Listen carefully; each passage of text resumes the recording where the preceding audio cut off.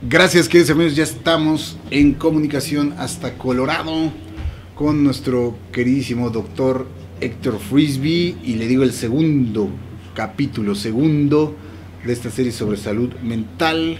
Y nos va a hablar de trastornos neuróticos de la personalidad. Decía, vamos a tener aquí ya el testimonio para cada material de consulta realmente en cada participación de nuestro querido doctor. Incluso aquí hemos tenido comunicación de varios trabajadores del sector salud, enfermeras y médicos que nos dicen que les gusta seguir la transmisión y la sección del doctor Frisby, y te agradecemos enormemente por ello, mi querido doc. ¿Cómo estás? Bienvenido nuevamente.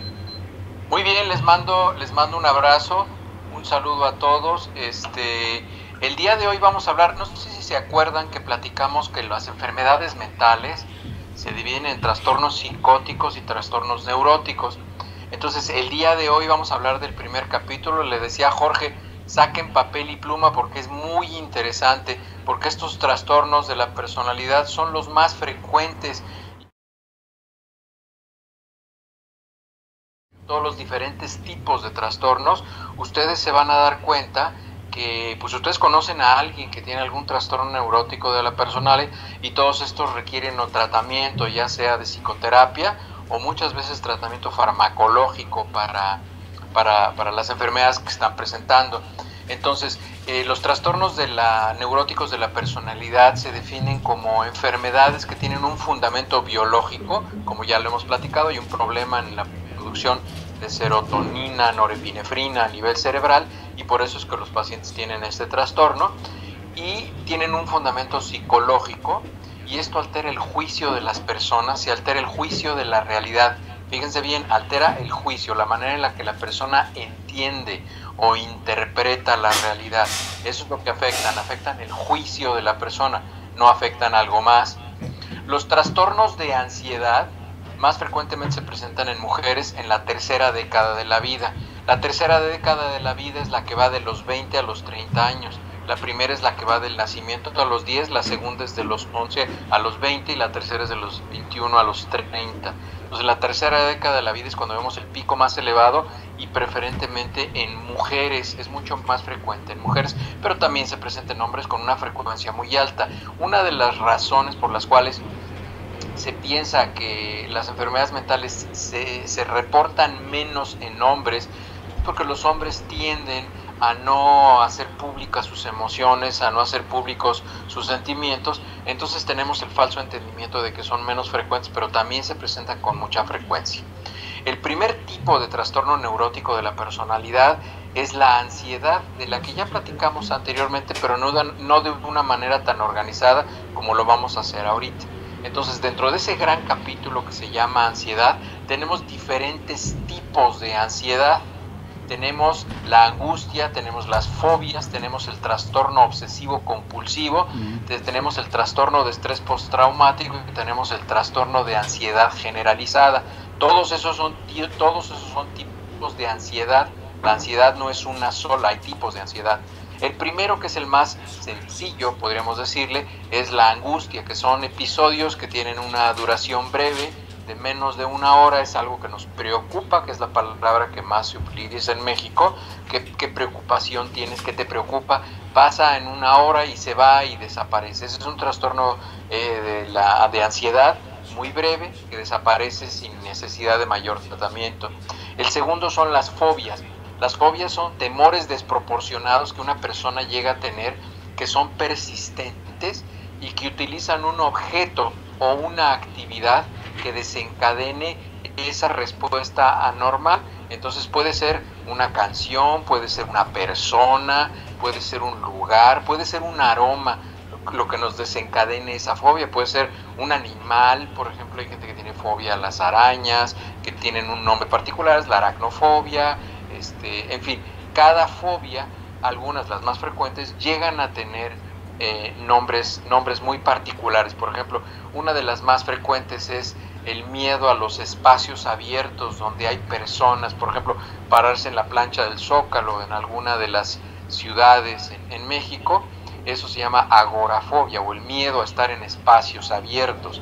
Esa es una de las fobias más frecuentes. Y eso, bueno, la fobia es un trastorno de ansiedad, nos genera mucha ansiedad, la gente hiperventila, respira mucho más rápido, puede tener sudoraciones, temblor distal, palpitaciones, en fin.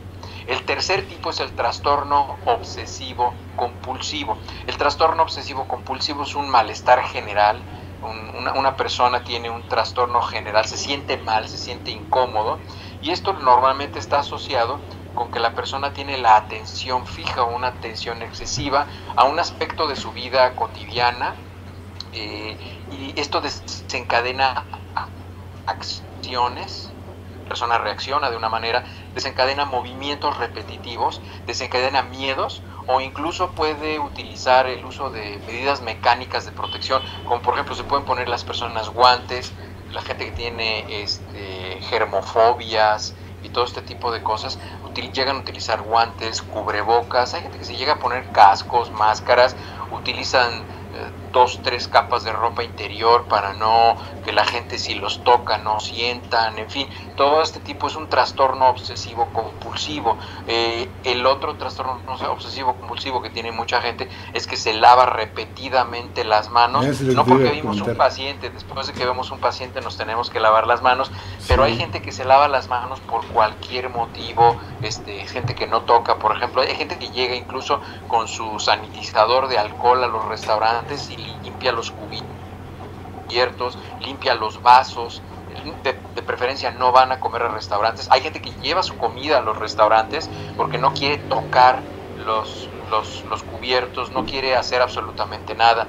El siguiente trastorno de la ansiedad es el trastorno de estrés postraumático. El trastorno de estrés postraumático son cuando a una persona se expone a eventos inusuales que le causan un impacto y le generan mucho estrés, y esto genera alteraciones del estado de ánimo por un periodo mayor de un mes. Es normal que, por ejemplo, tengan un accidente automovilístico, pierdan algo, los asalten, en fin, digo, no es normal que los asalten, lo que me refiero es que pueden tener una reacción durante un periodo de un mes y se acabó, y bueno, pues no caminan por la misma calle, y en fin, esas son precauciones, pero no tienen una respuesta de ansiedad cada vez que alguien les menciona el lugar donde los asaltaron, o si ven una persona vestida de manera similar a quien los asaltó, piensan que los va a asaltar, y esto les desencadena una reacción de ansiedad, de hiperventilación, de sudoración, de palpitaciones, solamente porque una persona trae una chamarra igual a la persona de la chamarra que los asaltó, en fin, o no van a un sitio donde tuvieron un accidente automovilístico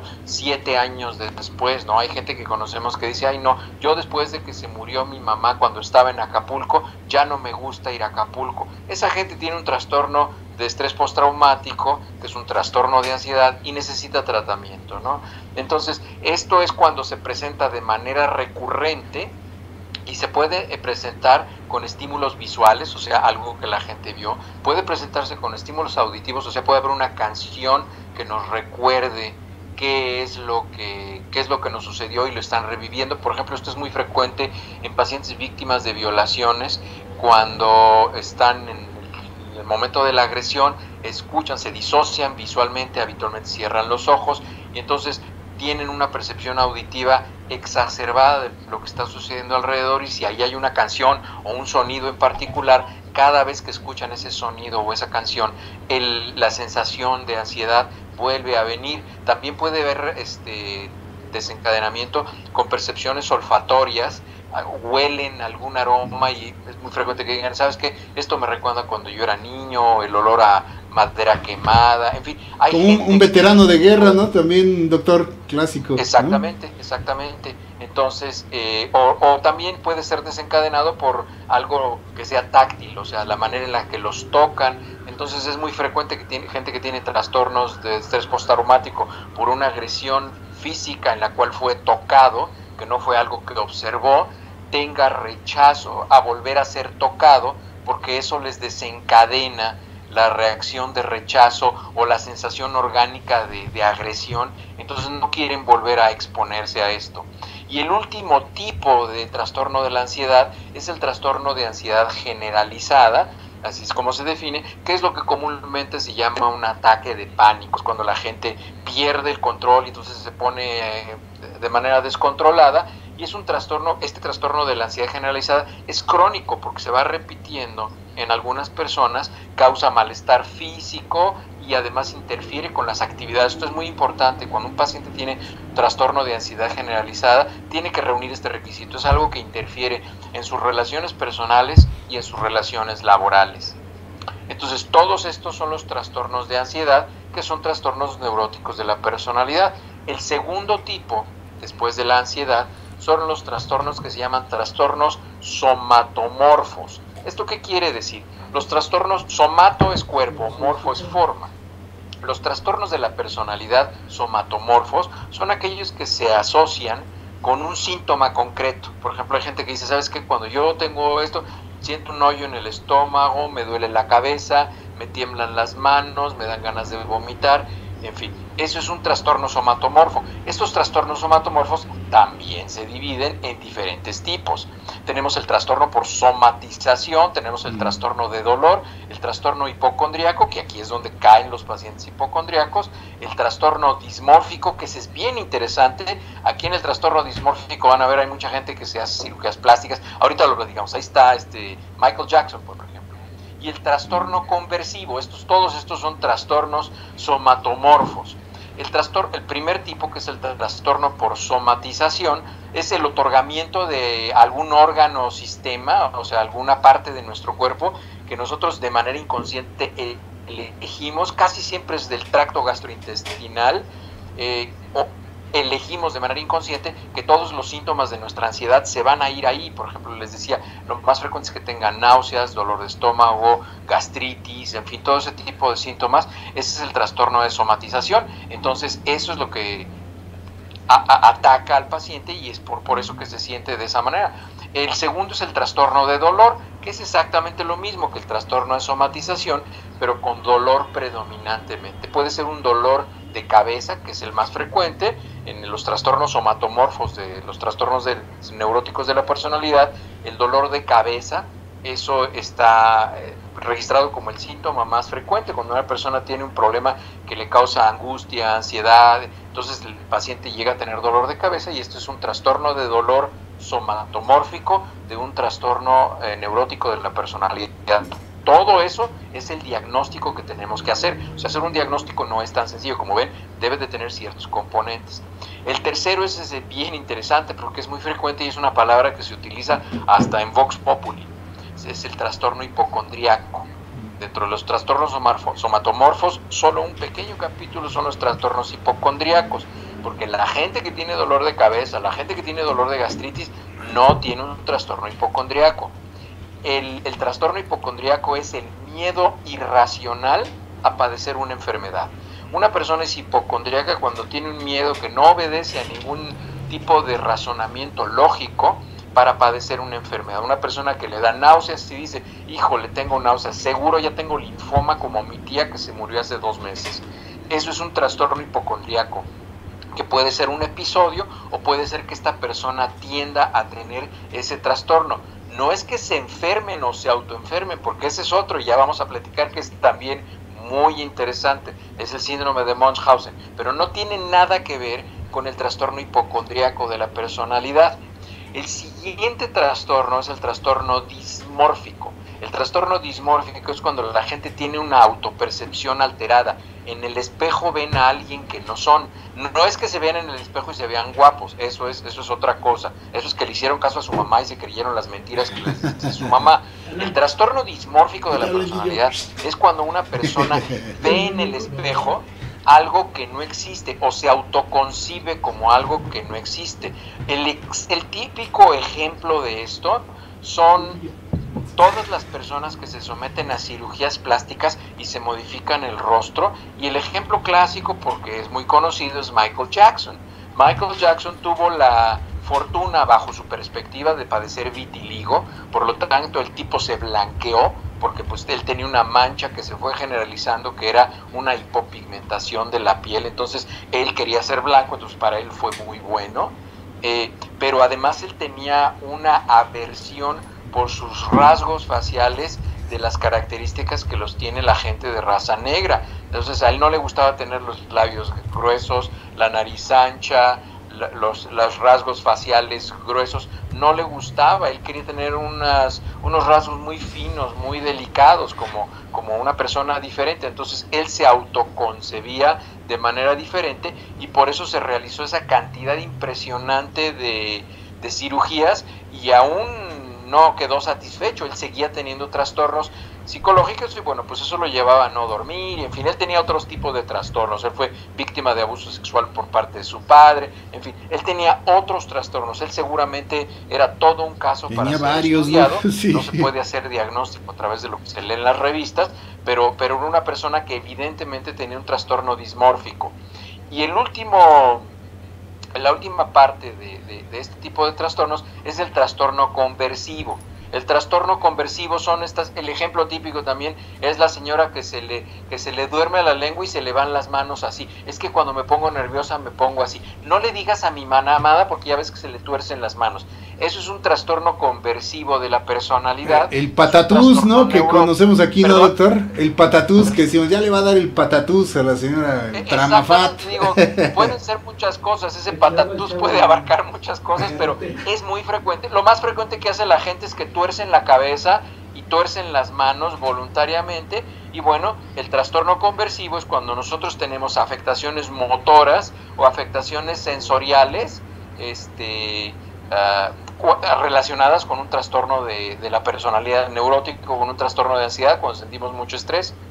Y el otro capítulo son los trastornos disociativos. Los trastornos disociativos, que son otro tipo de trastornos neuróticos de la personalidad, es cuando la gente se disocia, pierden el sentido unitario de sí mismos. O sea, ellos piensan que ya no son una sola persona. Entonces se disocian.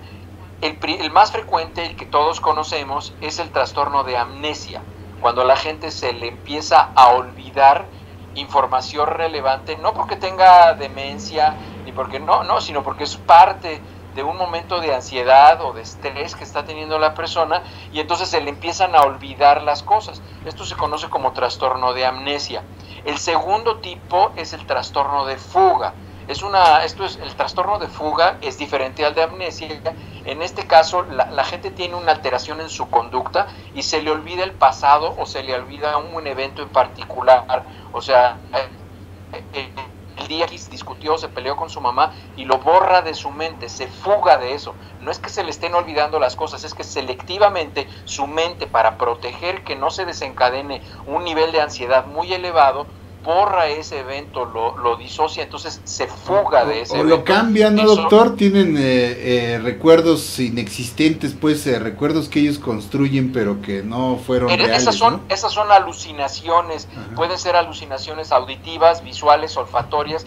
Es gente que se está creando una realidad. No, en el trastorno de fuga se les olvida. Por ejemplo, cuando estamos platicando con alguien y le dice, pues que no te acuerdas que hace 2 años mi mamá se cayó de la escalera cuando se tomó una cerveza, por eso no quiero que tome.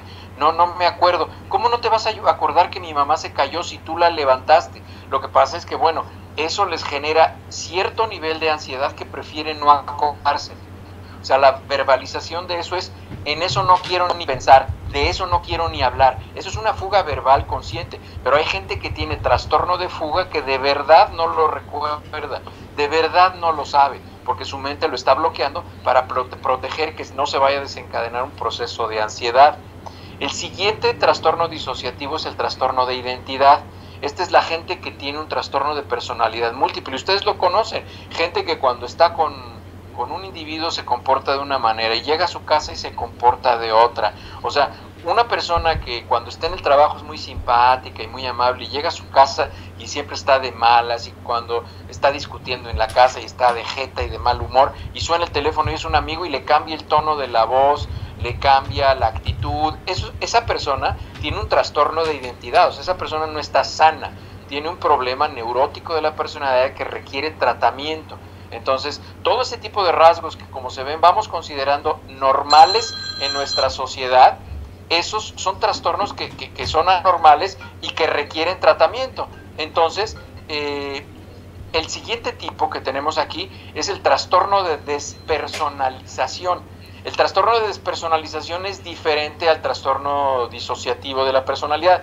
En este hay una percepción de que hay una separación del cuerpo y de la mente. O sea, la gente está pensando y no percibe que su cuerpo esté en un lugar, y la persona está pensando que está en la playa y está pensando en otro lugar. Esto es un tipo de disociación que la gente presenta para protegerse o para aislarse de un ambiente que está siendo adverso o agresivo para ellos. Hay gente que está en una discusión, en una pelea, como dirían aquí en inglés, está en un argumento, porque argument es una discusión, entonces prefieren estar pensando en otra cosa. Entonces esa gente que está discutiendo y se te queda viendo como si estuviera viendo al infinito, ¿no?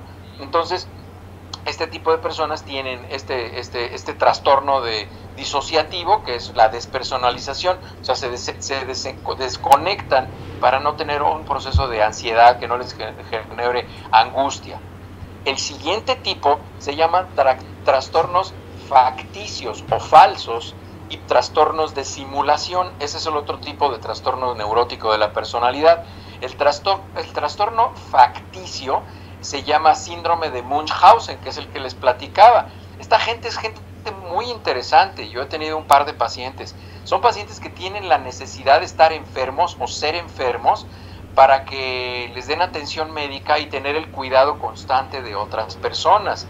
O sea, es gente que incluso se autoinflige lesiones. Yo tuve un paciente que le gustaba, con una jeringa, tomó agua una vez de un charco en la calle, agua sucia, y se le inyectó intravenosa para que le diera endocarditis y que le diera insuficiencia renal, y acabó en terapia intensiva, acabó con insuficiencia renal, con endocarditis, y tiene que estar yendo a diálisis, para que le estén prestando atención. O sea, es una persona que tiene 22 años.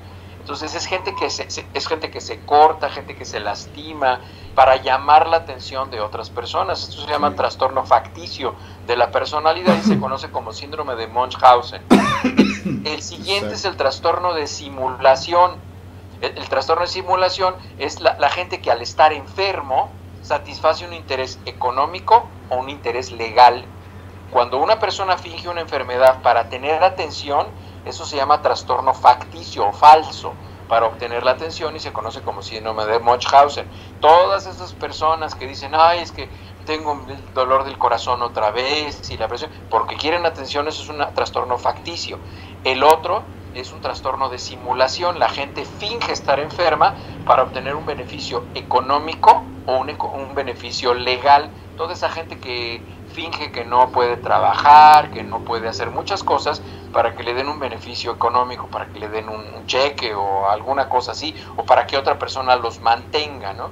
Entonces, eso es muy importante. Fíjese cómo muchas veces pensamos, es que esta persona es hipocondríaca. No, no es hipocondríaca. Ya nos explicaron que una persona hipocondríaca es aquella persona que tiene este rasgo, una persona que finge una enfermedad es una persona que tiene Entonces, para que lo vayan, se va a quedar esto en el on demand, váyanlo leyendo, lo pueden ir anotando y pueden ir identificando qué tipo de trastorno tiene cada persona. Para concluir, el último tipo es el trastorno del control de los impulsos. Ese es el último tipo de trastorno neurótico de la personalidad, cuando la gente no tiene la capacidad de controlar sus impulsos. Los agresivos, doctor. Hay de 3 tipos. La dificultad para resistirse al impulso de reacción. Hay gente que no lo puede controlar. Todos tenemos ganas de agarrarnos a cachetadas con alguien, o de contestarle a alguien, o de hacer algo. Uno de estos es el coraje, que ya platicamos de eso, el coraje al ir manejando en una calle con un tráfico muy difícil como la Ciudad de México. La mayoría de la gente se contiene, pero hay gente que tiene trastorno del control de los impulsos, no lo puede controlar, y es la gente que se está peleando. La furia al volante le llaman allá, creo, ¿no, Doc? ¿El qué? La furia al volante, ¿no? Creo le llaman allá. Exactamente, la furia al volante es un trastorno del control de los impulsos. El segundo tipo es el incremento significativo que estas personas tienen. Estas personas tienen un incremento desproporcionado de ansiedad antes de actuar. O sea, esto como que va creciendo, como un volcán que está a punto de explotar. Y la característica particular es que cuando la persona tiene ese impulso y reacciona, comete la acción, tiene una sensación placentera, se siente satisfecho con haber agredido, con haber golpeado, independientemente que después se va a arrepentir y que esto va a tener consecuencias graves muchas veces, pero la persona se siente satisfecha, se siente contento por lo que hizo, y esto es algo que pues causa mucha preocupación a lo largo, y es gente que requiere tratamiento, ¿no? Estos son en general todos los tipos de neuróticos, de trastornos de la personalidad, y como ven están muy bien clasificados, tienen características bien definidas, y entonces a veces utilizamos o intercambiamos términos de manera inapropiada y decimos que una persona es hipocondríaca, que una persona es neurótica, que una persona está fingiendo, cuando tenemos que decir, sabes que esta persona tiene una crisis conversiva, esta persona tiene un trastorno disociativo, esta persona tiene un trastorno de estrés postraumático, esta persona tiene un trastorno del control de los impulsos, en fin, nosotros tenemos que clasificar al paciente, por eso no es tan fácil, y por eso es que hay que acudir con un profesional para que nos pueda decir, sabes que tú lo que tienes es esto, y el tratamiento que está demostrado que funciona para eso es esto, esto y esto. Entonces, casi siempre pues, se recomiendan protocolos de salud mental, que son higiene mental, que es aprender a respirar, relajación, tranquilizarse. También se pueden utilizar los medicamentos. Hay gente que necesita terapia, hay gente que necesita ventilar el factor desencadenante que los ha llevado a tener ese trastorno de la personalidad, pero los tratamientos son muy diversos y no es tan sencillo como decir, es que esta persona está loca, es que esta persona... Entonces, para que vean qué complejo es, qué bien definido está muy bien entendido, y entonces, bueno, pues nosotros fácilmente podemos identificar a un paciente, cuando estamos platicando lo vamos clasificando y ya sabemos qué es lo que tenemos que hacer con cada uno de los pacientes. La siguiente semana vamos a platicar de los trastornos psicóticos de la personalidad, que son aquellos en los cuales la gente está desconectada de la realidad. No es que tengan un juicio equivocado de la realidad como estas personas. Estas personas perfectamente se dan cuenta, pero ahí tienen un juicio equivocado de lo que están viendo. Los trastornos psicóticos son aquellos que totalmente están desconectados de la realidad y no tienen nada que ver con la realidad, con lo que ellos perciben en su mente. Pues temazo, doctor, y además pues todos estos trastornos pues perfectamente, así como están identificados, como tú dices, pues son totalmente susceptibles de tratamiento y de control, no digamos de curación, pues es controlarlos y llevarlos posiblemente hasta la superación total, ¿no, doctor? De los mismos con el tratamiento adecuado. Pues que luego la gente no lo admite, ¿no? Muchos de estos, lo más importante es que los pacientes aprendan a controlar los síntomas. Esa es la parte más importante muchas veces. Ahí está, doctor, pues temazazo, desde luego. Y vamos hacia el capítulo 3 de esta excelente miniserie la próxima semana, así que no se la pierdan, queridos amigos, porque ya que la subamos a On Demand, le vamos a poner ahí un pago por evento. No, querido doctor, pues que tengas un excelente fin de semana, mi doc. Muchísimas gracias por esta información valiosísima que nos compartes cada jueves, mi doc.